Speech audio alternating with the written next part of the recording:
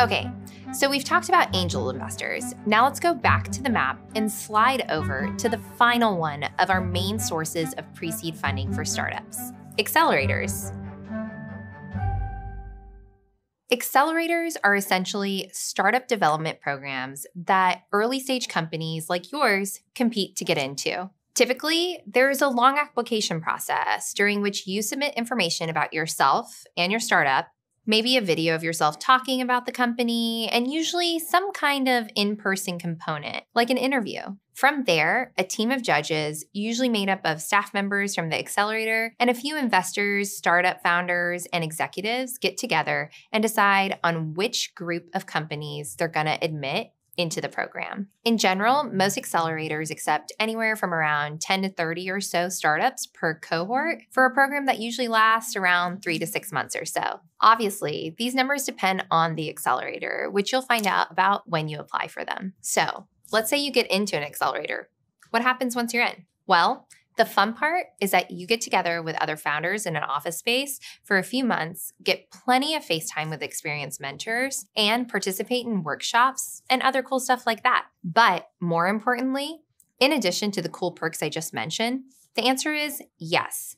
Most accelerators do provide some kind of startup funding. Generally, it's a sort of standard base level investment for all members of the accelerator cohort. And even better, the percentage of your company that they usually take is pretty minimal, which for most founders is a small price to pay because the connections and resources are pretty invaluable. So let's take a look at an example of how this works using one of the most prominent accelerators in the world, Y Combinator. As of this taping, in 2024, Y Combinator currently gives around $500,000 in funding to each startup in their program using their specific form of SAFE agreements, which allows them to typically convert into around a 7% fixed ownership stake in a company. But beyond just the base level funding, most accelerators offer something else. A demo day. This is a really special thing. It comes at the tail end of a program where each of the founders in the cohort get to pitch their startup to a room full of professional investors who are eager to become early participants in the world's most promising companies like yours.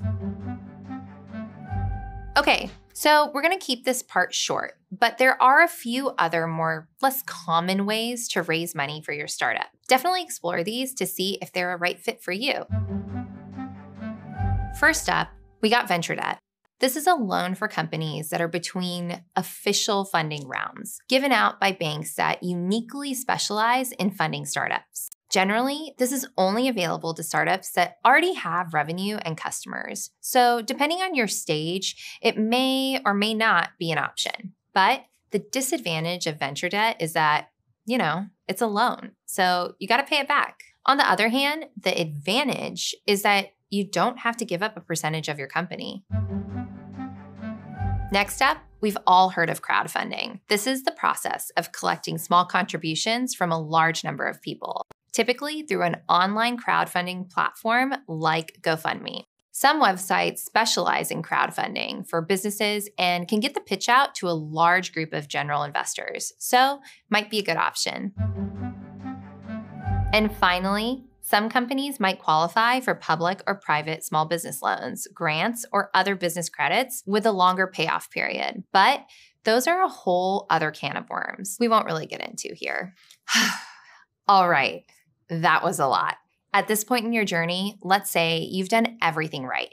You've bootstrapped your company and found problem solution fit. Then you raise a little money from friends and family on your way to founder problem fit. Then maybe you got into an accelerator program where you made some key connections and raised money from more angel investors. And now, congratulations, you've done one of the hardest things in the startup world. You've achieved product market fit. This means your product is out in the universe and people are using it, which is a huge deal. But even then, it doesn't guarantee success. You now have to turn your attention to the next big milestone, making sure that the economics of your product make sense for the business to scale. In other words, you got to put yourself on the path to increase revenue significantly over time, which brings us to the next step in our fundraising journey, business model market fit. At this point, pre-seed funding isn't going to cut it anymore. You're going to need some bigger checks. talks. So, to keep the learning going, click over to the next lesson and let's start talking about the seed round.